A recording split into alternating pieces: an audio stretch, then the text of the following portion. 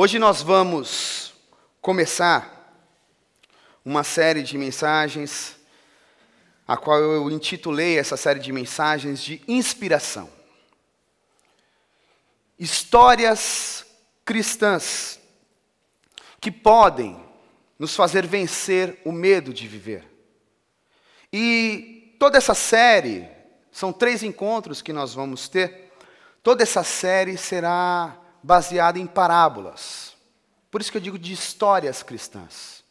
Porque as parábolas são histórias. E eu desejo que assim como aconteceu no tempo de Jesus, quando ele contava essas histórias, as pessoas eram inspiradas por Deus. As pessoas tomavam aquela história como um valor divino, sagrado, e isso fazia elas seguirem a vida. Eu desejo e espero que a partir do Espírito Santo de Deus, isso também aconteça na sua vida. Eu espero que você possa inspirar, importar Deus, os valores de Deus, do eterno, para dentro da sua alma, para que você possa seguir a sua história, para que você possa construir a sua história, para que ela se torne ainda mais frutífera do que já está sendo, para que você possa se restaurar, se for o caso. Esse é o meu desejo e espero que o Espírito Santo nos conduza e esteja conosco em todos esses encontros. Abra sua Bíblia comigo, a palavra de Deus no livro de Mateus, capítulo 25, do verso 14 até o verso 30. É uma leitura um pouco longa, mas eu vou pedir um pouco de paciência. Acho que vale muito a pena nós lermos esse texto.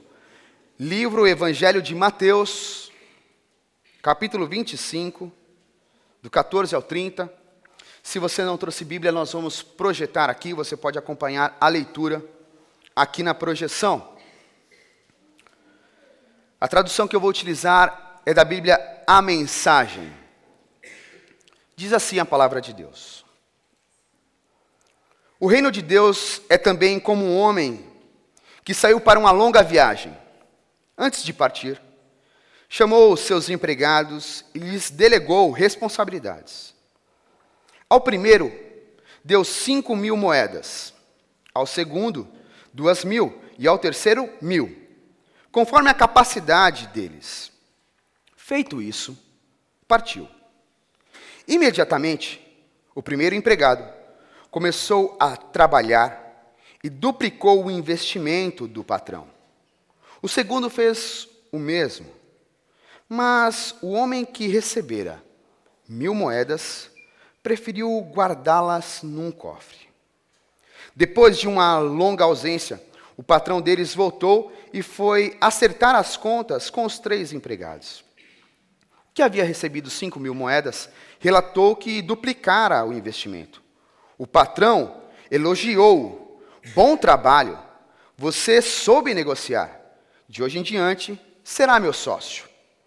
O empregado que recebera 2.000 moedas também conseguiu duplicar o investimento do patrão. E este o elogiou. Bom trabalho, você soube negociar. De hoje em diante, também será meu sócio. O empregado que recebera 1.000 moedas declarou: patrão, sei que o senhor tem padrões elevados e detesta as coisas mal feitas, que é exigente ao extremo e não admite erros. Fiquei com medo de desapontá-lo. Por isso guardei o seu dinheiro num cofre bem seguro. Aqui está o seu dinheiro, são e salvo, até o último centavo. O patrão ficou furioso. Odeio essa filosofia de vida que não aceita correr riscos. Se você sabe que sou exigente, por que não fez o mínimo que se poderia esperar? O mínimo seria aplicar o dinheiro num banco. Haveria pelo menos um pequeno rendimento.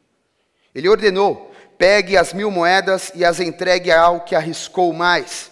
E tirem o senhor garantia daqui. Lancem-no fora nas trevas exteriores.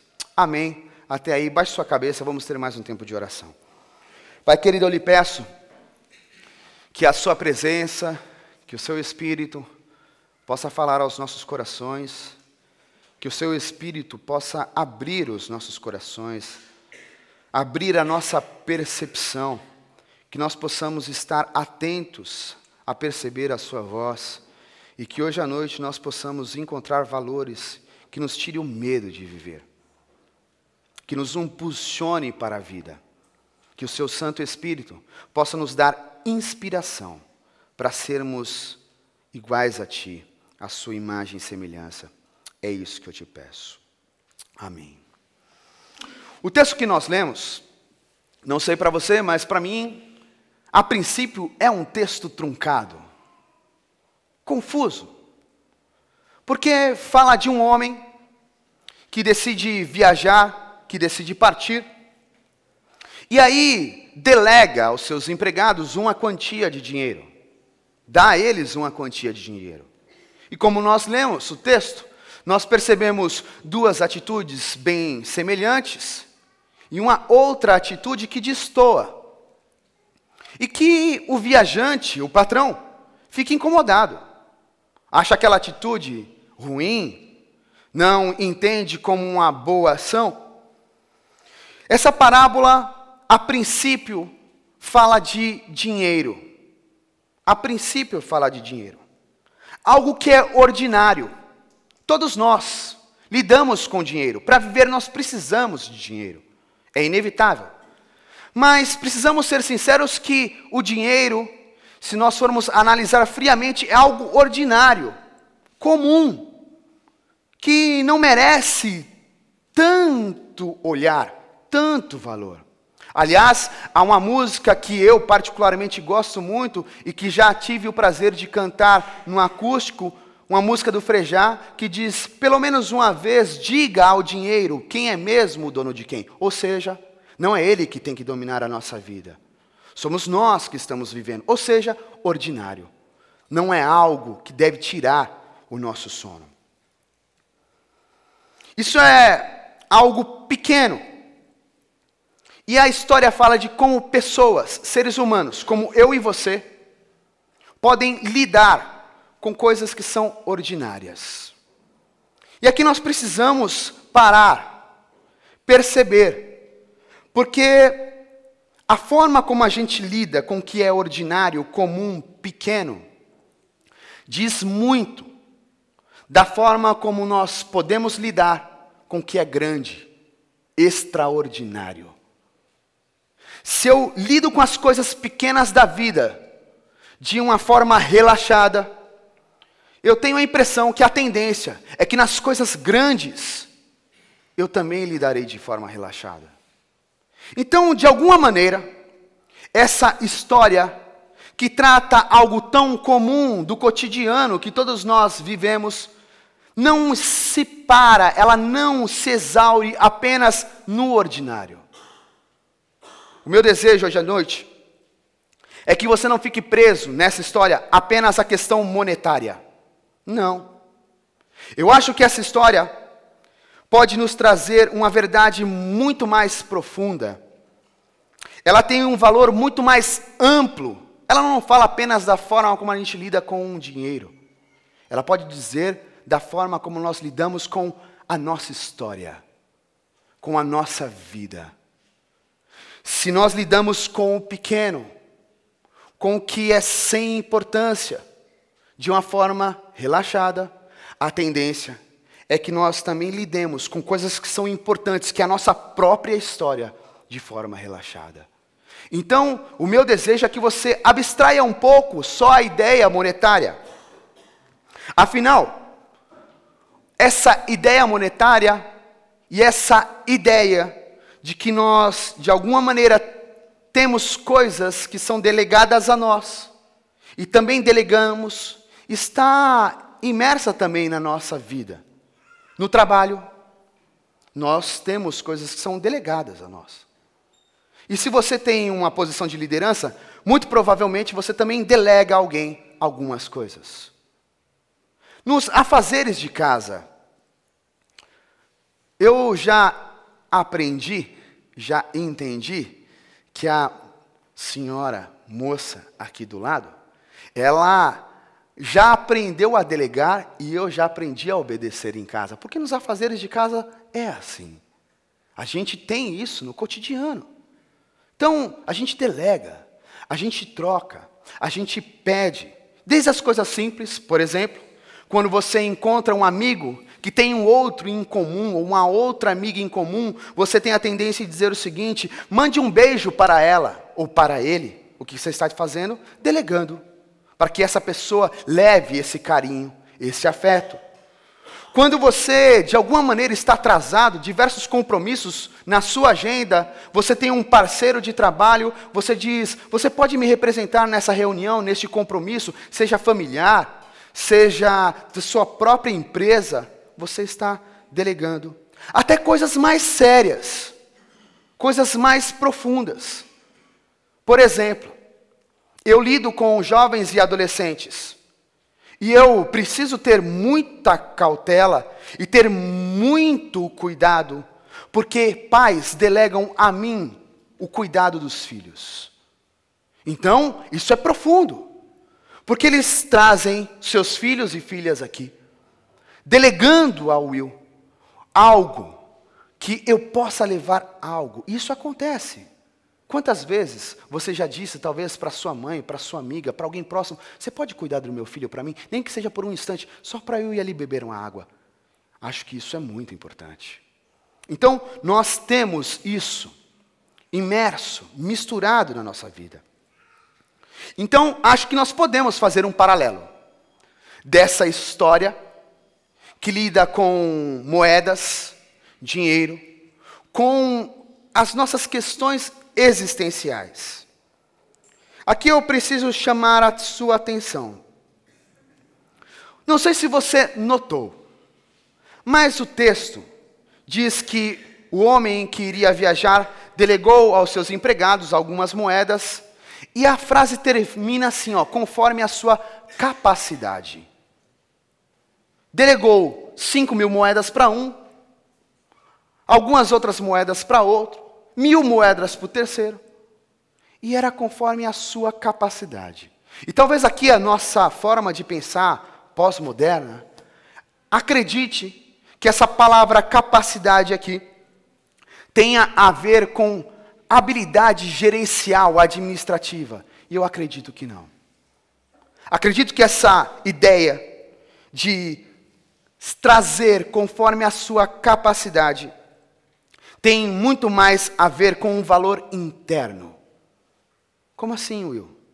Está ligado ao conceito de fidelidade, de zelo, de cuidado, não a capacidade administrativa.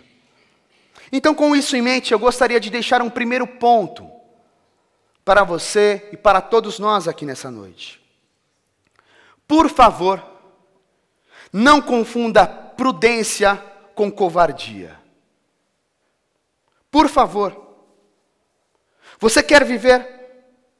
Você quer ter uma vida plena? Então não confunda prudência com covardia. Não confunda cautela com descaso.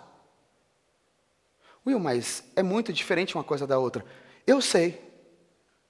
Mas sejamos sinceros que algumas vezes essa armadilha nos pega. Um dos grandes riscos de perder a vida, acho eu, que está ligado à expectativa.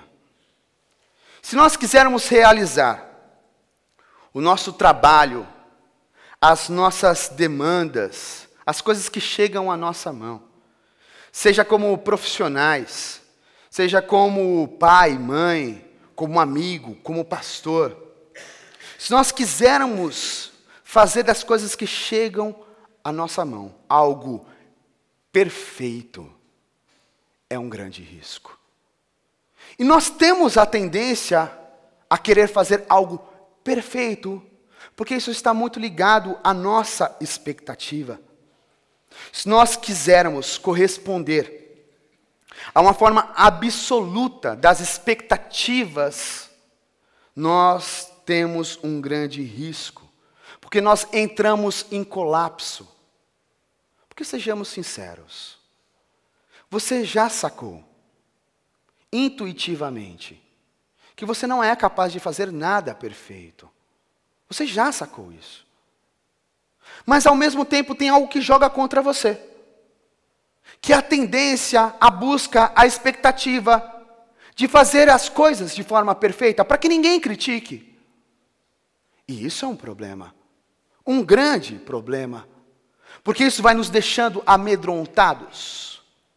E quando menos a gente espera, o que era cautela começa a ficar descaso, indiferença, porque você não faz mais. Porque você deixa de fazer. Porque a expectativa é tão alta e o medo se torna tão alto que você paralisa. Saiba, a expectativa está diretamente ligado à forma como nós enxergamos as pessoas e o mundo. Está diretamente ligado. A minha e a sua expectativa está ligada à nossa visão. Está ligada à nossa cosmovisão. Como a gente percebe o mundo. Nós acreditamos que ser perfeito é algo bom. Às vezes acreditamos nisso. Porque temos um grau de exigência alto também com os outros. Sejamos sinceros aqui, todo mundo é grandinho. Algumas vezes, você já se pegou criticando alguém de forma incisiva. Mas se você esticasse um pouco mais a reflexão, você conseguiria se dar conta que você não conseguiria fazer nem metade do que aquela pessoa fez? Porque a nossa tendência está sim de julgar também o outro. A gente acha que tem que ser perfeito. Porque nós julgamos o outro, o nosso olhar para o outro é esse. Nós também acreditamos que os outros olham assim para nós. E esse é um problema. Um grande problema. Porque isso paralisa todos. Porque nenhum de nós consegue ser perfeito. Nenhum de nós. Essa é a nossa régua. E eu tenho a impressão que nós precisamos abrir mão dela. Will, o que isso tem a ver com o Evangelho? O que isso tem a ver com os valores do sagrado? Tudo. Deixa eu lhe fazer uma pergunta, porque eu tenho a impressão que de forma indireta, ela está colocada no texto. Me diz uma coisa, pense aí com você. O que você acha que Deus espera de você? Deixa eu mudar a pergunta. Como é que você enxerga Deus? Qual é a sua visão de Deus? Qual é a sua expectativa de Deus? Se você acredita que Deus é aquele ser que não admite erros, semelhante ao homem do texto que lemos, deixa eu lhe dizer uma coisa, tome cuidado, muito cuidado. Porque você corre um sério risco de perder o bem mais precioso que você tem, a sua própria história. Se você acredita, se quando você pensa em Deus, já vem na sua mente aquela ideia de um ser que não admite erro de maneira nenhuma, que quer um ser humano perfeito, e aqui sejamos sinceros, ser humano perfeito é um paradoxo. Mas a gente insiste nisso. Se você tem essa ideia, tome cuidado. Muito cuidado. Aliás, o meu conselho é que você abandone essa ideia. Porque isso pode estar tirando a sua energia, pode estar tirando a sua iniciativa, pode estar tirando a sua ousadia, pode estar tirando o seu desejo de tentar. Porque você está preocupado. Porque você está preocupada. Porque aí você fica de alguma maneira desesperado. Porque Deus não admite erros. Para construir a vida, não sei para você, mas na minha percepção, é preciso correr riscos. Não tem outro jeito. Para construir a história, é preciso correr riscos, é preciso fazer investimentos. E isso implica no erro. Porque você sabe exatamente todo o investimento certo a ser feito. Deixa eu lhe dizer uma coisa. Eu já percebi que a Liz vai precisar de um investimento, mas eu não sei quais são. E, aliás, tenho certeza que eu vou errar os montes. E algumas vezes ela vai me dizer, pai, o que você está fazendo? Por que você está fazendo isso? Mas precisa de investimento. Então nós precisamos nos lançar nesse processo. E isso implica, de alguma maneira, imperfeição. E isso não tem nada a ver de sermos caídos. Isso tem a ver que nós somos humanos. Não. Isso não tem a ver, por exemplo, que nós estamos perdidos. Isso tem a ver com a nossa essência de ser humano, que erra. Por isso que eu fui tão radical na minha expressão. Não confunda prudência com covardia. Prudente é aquele que age com sensatez, é verdade. É aquele que mantém a preocupação ativa nas coisas importantes da vida. E veja o que eu estou dizendo, a preocupação ativa. Por que ela é ativa? Porque ela se transforma, porque ela muda, depende. Eu não posso me paralisar, eu não posso ter todas as respostas prontas para sempre. Não, depende. Em que momento eu estou, com quem eu estou falando, é uma preocupação ativa. Prudente é aquele que tem cuidado com as coisas de grande valor e tem a impressão que a sua vida tem grande valor. Pelo menos aos olhos de Deus. Talvez não para os seus olhos, mas aos olhos de Deus tenho plena convicção que tem grande valor. Covarde é quem se inspira no medo. Esse é o covarde. Porque o medo assola todos nós. Eu não estou falando algo para você que eu não tenho. Eu tenho medo. Muito medo. Mas eu não sou inspirado por ele. Eu convivo com ele. Ele sempre está às voltas. Mas não é o medo que inspira os meus passos. Não é o medo que define a minha caminhada. Covarde é aquele que se sente, de alguma maneira, intimidado. Que algo te intimida. E por isso que eu digo, qual é o olhar que você tem para Deus? Porque dependendo desse olhar, isso te intimida. Isso te trava. Isso te paralisa. Covarde é aquele que age de forma negligente, com descaso. Vocês não fazem isso, né? Vocês não agem de forma negligente, nem com descaso com a vida. Com certeza não. Acho que isso é uma coisa só do Will aqui. Com certeza você é extremamente sério com tudo da sua vida. Com certeza tem uma preocupação ativa o tempo inteiro. Por isso eu digo, tome cuidado. Vá com calma. E deixa eu lhe dar um conselho, porque esse conselho é importante. Não projete nos outros, nem em Deus, as suas inseguranças internas. Não projete no outro. Não jogue para os outros a sua falta de energia. Nem jogue para a sua cidade. A gente tem mania de dizer isso. Ah, eu estou cansado, eu não vou fazer, mas é porque São Paulo me desgasta tanto. Como? Mas é a sua vida. É a sua história. Não, sabe o que é? Eu não vou lá encontrar aquele amigo, porque o trânsito é muito grande. Como é que é? É sério. Mas é o seu amigo. É a sua vida, é a sua história. Você vai, de fato, projetar essa questão de apatia, de parar, de não fazer no trânsito, nos outros. Não faça isso, por favor. Não deixe que o seu descaso seja projetado no outro. Não. Não deixe que a sua negligência com as moedas da sua história seja transferida para o outro. Não, isso é sua responsabilidade. Aliás, ao invés disso, mude. Entre em conflito consigo mesmo. Aliás, está aí um conceito que eu adoro. As pessoas odeiam ter conflito e eu adoro ter conflito. Conflito é importante, conflito nos faz crescer.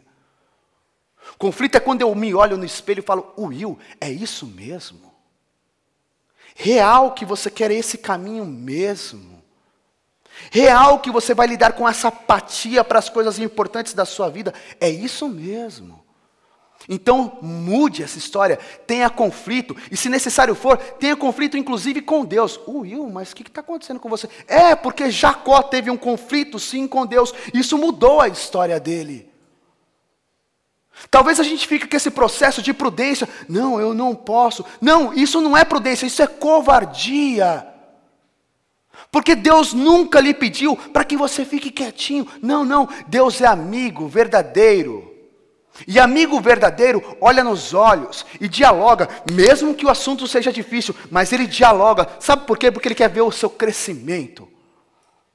Porque ele quer transformar a sua história. Então, às vezes, a prudência de, não, mas espera aí, como é que eu vou lidar com Deus? Não, Deus é amigo. Então, encare sim, dialogue sim, entre em conflito sim, para mudar a sua história. Mude sim a sua percepção do mundo e principalmente a percepção que você tem de Deus. Deus não é esse ser distante, que não admite erros.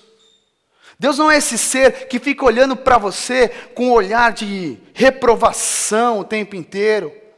Porque você não sabe falar a palavra certa, porque você não tem a oração certa. Não. Deus é muito mais singelo, muito mais simples, muito mais grande do que isso. Aliás, tenho uma percepção de que perfeição não tem nada a ver com Deus, porque perfeição é algo muito pequeno diante de um ser que é tão grande. Diante de um ser que nos conhece de uma forma tão profunda. Não. Então pare com isso, mude essa percepção, transforme, entre em conflito, sim, interno, brigue. Tenho a impressão que Deus, de fato, não quer seres humanos perfeitos. Nunca foi esse o projeto. Apesar de alguns contextos teológicos acharem que esse é o caminho da perfeição. Não, Deus não quer seres humanos perfeitos. Porque Ele é amor. Deus é amor. E no amor, quando nós estamos imersos no amor, quando nós estamos rodeados pelo amor, Ele não exige perfeição, ou exige? Você tem alguém que você ama muito? Tem. Você exige perfeição dessa pessoa? Acho que não. Você não exige perfeição. O amor não quer perfeição, o amor deseja entrega. O que é muito diferente. O amor não quer que você acerte sempre, o amor quer que você tente. É muito diferente. A Liz não vai desejar que eu seja um cara que não erre. Ela vai desejar que eu seja um cara que insista. Mesmo quando ela fizer coisas que eu achar que não vale a pena. É para insistir. Porque é isso. O amor não exige a perfeição. O amor deseja que a gente tente. O amor pede que a nossa entrega seja verdadeira. Sim, Deus é amor, como está escrito no livro de 1 João, capítulo 4. E o amor, sim, tem esse controle, esse espaço da casa. E ele amadurece em nós. No amor não há espaço para o medo. Porque não há espaço para essa ideia pequena, mesquinha de perfeição. No amor não há esse espaço. O amor amadurece em nós e expulsa o medo. Porque o amor não quer que você acerte, o amor quer que você tente. E quando você erra, você vai, corre aos braços e abraça novamente, como diz a parábola do filho pródigo. Porque o amor verdadeiro sempre está de braços abertos, nos aguardando no caminho. Cadê ele? Isso é o amor. O amor fica o tempo inteiro nos aguardando, cheio de misericórdia. Por isso ele amadurece. Por isso que Ele nos faz seres humanos melhores. Porque aí nós vamos aprendendo com os nossos erros, com os nossos tropeços, com os nossos vacilos, mas também com as nossas tentativas a viver. Porque nós abandonamos o medo, deixamos o medo de lado e vamos seguindo na direção da vida, da tentativa, da entrega. Deus não quer de nós perfeição. Ele não quer de nós essa coisa tão ordinária. Ele quer que sejamos empáticos à sua essência. É isso que Deus quer. Ele quer que tenhamos semelhanças com o seu caráter. É isso que Ele quer. E a semelhança do caráter de Deus é o amor. E o amor não exige a perfeição. O amor pede para que nós sejamos, sim, sempre sonhadores e continuemos lutando. Sempre. Um caráter cheio de amor de Jesus nos mostra isso. O amor corre riscos. O amor corre muitos riscos. Porque ele se entrega, ele se doa, sem necessariamente saber o que vem de volta. Foi assim que Jesus nos amou. Ele não sabia exatamente o que vinha de volta, mas Ele entregou tudo o que Ele tinha. O que Ele tinha de maior valor. Porque Ele não esperava que o Will fosse perfeito. O que Ele esperava é que o Will, ao ler essa história, ao perceber essa história, ao entender que Deus está entre nós, encarnado, ele falaria o seguinte: eu vou nessa direção, nessa busca, porque eu quero ter vida e vida plena. É aí que está o amor. É neste processo. Para que todas as pessoas que creem neste processo, nesta mensagem libertadora, possam ter vida em abundância, vida eterna. Não é perfeito. É insistência. Segunda coisa que eu gostaria de deixar para vocês, é algo que também é muito importante. Porque isso pode diferenciar a sua vida no paraíso, viver plenamente a vida em abundância, ou te lançar num lugar de sofrimento e dor. Não se comprometer pode te condenar a um inferno. Não se comprometer pode te levar a lugares muito, muito sofridos. A história que lemos fala assim de dois homens que têm uma atitude de pegar as moedas, fazer alguns investimentos e isso dar de alguma maneira lucro. Mas porque eles se comprometeram. Porque eles tentaram. Porque poderia dar errado, não poderia? Pode ser que nesse processo de colocar as moedas, de trabalhar com as moedas do patrão, pode ser que não desse o dobro. Pode ser que ficasse pela metade. Mas eles se comprometeram. Mas há um ser humaninho, desculpa a expressão, um ser humaninho mesmo, que não faz isso. Que ele evita. Para não ser incompreendido, e aqui acho que vocês não têm esse medo, né, de incompreensão, mas esse homem da história, para não ser incompreendido, ele evita. Ele prefere se abster. Ele evita a responsabilidade. Ele evita o que chegou às suas mãos. E deixa eu lhe perguntar, quantas coisas já chegaram às suas mãos e você evitou? Quantas coisas já teve na sua mão? Era a sua responsabilidade. E você preferiu, não, deixa quieto. Não vamos mexer com isso hoje, não. Will, deixa para lá. Ele preferiu o homem que aqui está nessa história. Abandonar a relação. Ao invés de ter que lidar com um compromisso que está implicado sempre numa relação. Ele preferiu abandonar a relação, deixar para lá ao invés de se envolver, se implicar nessa relação. E qual é o problema? O problema de nós não nos envolvermos nas relações, o problema de nós não nos responsabilizarmos é que de alguma maneira a vida vai ficando vazia demais, sem sentido demais. Aliás, por que será que a nossa geração é uma geração que sofre tanto com a questão de sentido? Por que será? Por que será? Will, mas se relacionar cansa, dá muito trabalho, dá muito trampo se relacionar. Eu sei. Eu já entendi. Eu já percebi isso já. Aliás, inclusive o espelho já começa a me mostrar isso, porque os fios brancos já começaram a aparecer na cabeça, na barba. Eu já entendi. Dá muito trabalho mesmo. Porque as relações exigem de nós energia, muita energia. As relações exigem de nós o comprometimento, e o comprometimento é algo sério, porque ele de alguma maneira nos define o caminho. Quando eu estou comprometido com algo, eu defino um caminho. Se eu estou comprometido com a causa do Evangelho, não tem como eu ser indiferente. Pelo menos não na minha percepção do que é Evangelho. Se eu estou comprometido com os valores de Jesus, não tem como eu ter descaso com a vida. Porque está definido um caminho. Existe sim um caminho definido.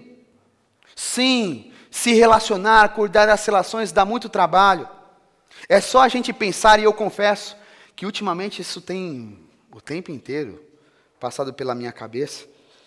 Ainda bem que eu tenho a Miriam aqui para me deixar um pouco mais leve. É só a gente pensar num recém-nascido. Por que eu falo a Miriam para deixar a gente um pouco mais leve? Porque a Miriam teve só trigêmeos. Pá! Vou ter uma. Mas é só a gente pensar no recém-nascido. O quanto dá trabalho a relação. Porque de hora em hora, aquele chorinho acontece. De tempo em tempo, a cólica aparece. Constantemente, a dor de ouvido ali está posta. E você precisa levantar, tomar nos braços, dar de mamar, acolher, cuidar, tentar aliviar a dor. Isso dá muito trabalho.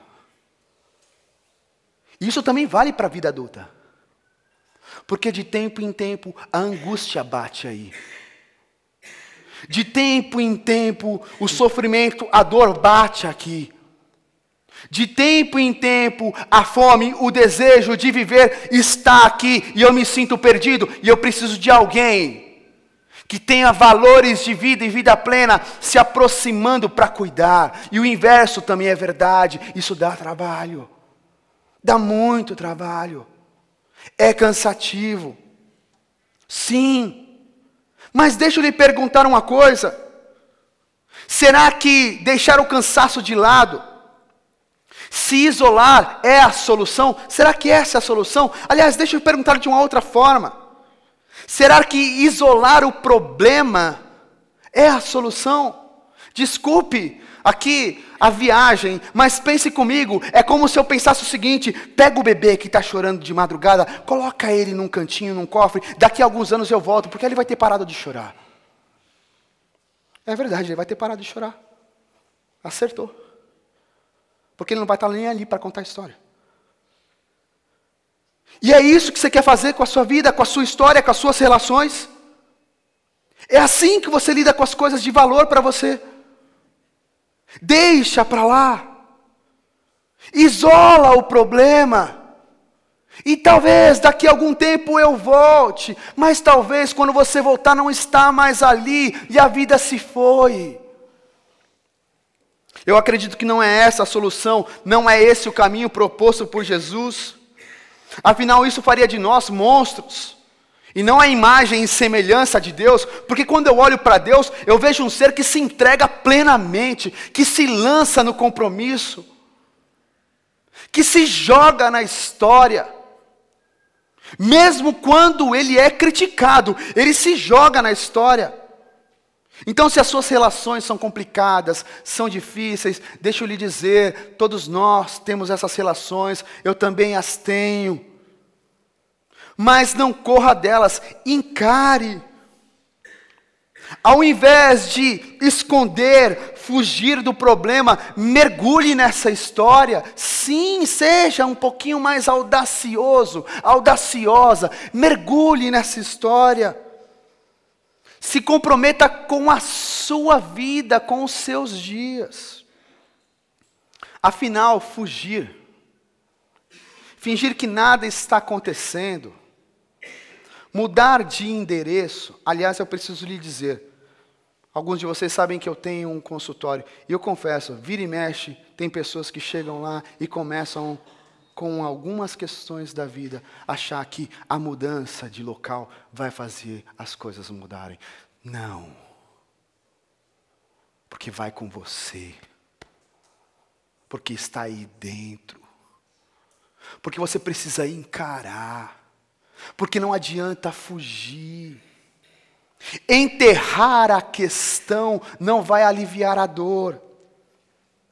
Além de não ser eficaz, porque é algo que está dentro de você, não vai aliviar a sua carga. Ao invés disso, te conduzirá para a solidão. Eu não sei você, mas eu tenho a impressão que a solidão é uma treva tão densa, tão escura e tão difícil, tão doída, um inferno. Porque eu preciso sim de alguém para me alimentar.